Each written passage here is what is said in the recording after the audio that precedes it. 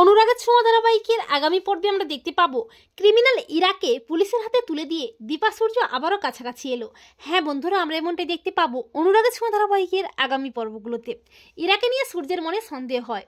সূর্য অনেকবার ইরার কাছে জানতে চায় যে ইরা আসলে কে, সে কোন উদ্দেশ্য নিয়ে গ্রামে এসেছে, কিন্তু ইরা কোনো মতেই মুখ খুলে না, বলে না সত্যিটা। বরং ইরা মিথ্যে নাটক করে সূর্যকে ফাঁদে ফেলতে, সূর্যের ক্ষতি করতে সূর্যকে একটা ফ্ল্যাট বাড়িতে নিয়ে যাওয়ার প্ল্যান করে।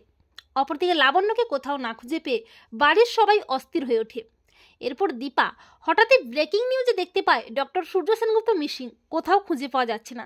তা শুনে দীপা হতবাক হয়ে যায়। দীপা কি করবে কিছুই বুঝতে না পেরে তড়িঘড়ি করে ছুটে যায় পুলিশের কাছে। পুলিশকে সবটা জানায় দীপা। এরপর পুলিশ দীপার কাছে সব শুনে সূর্য কোন গ্রামে গেছে তা অনুমান করে খুঁজতে খুঁজতে একটা সময় পৌঁছে যায় সূর্যের কাছে, সেই গ্রামে। অপরদিকে ইরার আসল চেহারাটা বেরিয়ে আসে সূর্যের সামনে। ইরা সূর্যকে বলে, ডাক্তার আপনি ফেঁসে গেছেন, আমি আসলে একজন দাগী ক্রিমিনাল, আপনার ক্ষতি করাই আমার আসল উদ্দেশ্য। তা শুনে চমকে ওঠে সূর্য। সূর্য বলে, তার মানে আমার সন্দেহটাই ঠিক, আমি এক্ষুনি পুলিশে খবর দিচ্ছি। তখন ইরা সূর্যের মাথায় বন্দুক তাক করে বলে, ডাক্তার আমাকে পুলিশে দেবেন, তার আগে আপনাকে আমি এখানেই শেষ করে ফেলবো। আর ঠিক তখনই পুলিশ নিয়ে হাজির হয় দীপা। পুলিশ ইরার দিকে বন্দুক তাক করে বলে, you are under arrest criminal Ira. Police দেখে দীপাকে দেখে ভয় পেয়ে যায় ইরা।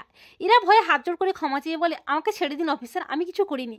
আর দীপা সূর্যকে জড়িয়ে ধরে বলে, ডাক্তারবাবু আপনি ঠিক আছেন তো, ও আপনার কোনো ক্ষতি করতে পারেনি তো? তখন সূর্য বলে, না দীপা, ও আমার কোনো ক্ষতি করতে পারেনি। এই বলে সূর্য দীপা দুজনকে জড়িয়ে ধরে ব্যাকুল হয়ে কাঁদতে থাকে। আর পুলিশ ক্রিমিনাল ইরাকে টানতে টানতে থানায় নিয়ে যায়। এরপর পুলিশ সূর্যকে বলে, ডক্টর সেনগুপ্ত, আপনার ওয়াইফ দীপা সেনগুপ্ত যদি আমাদের ঠিক সময়ে খবরটা না দিতেন তাহলে আপনার অনেক বড় ক্ষতি হয়ে যেত, আর ওই ক্রিমিনালটাও ছাড়া পেয়ে যেত। তো বন্ধুরা, তোমরা এটাই চাও তো যে ক্রিমিনাল ইরাকে পুলিশে দিয়ে দীপা সূর্য যেন আবারও কাছাকাছি আসে? কমেন্ট করে জানাতে ভুলো না তোমাদের মতামতটি।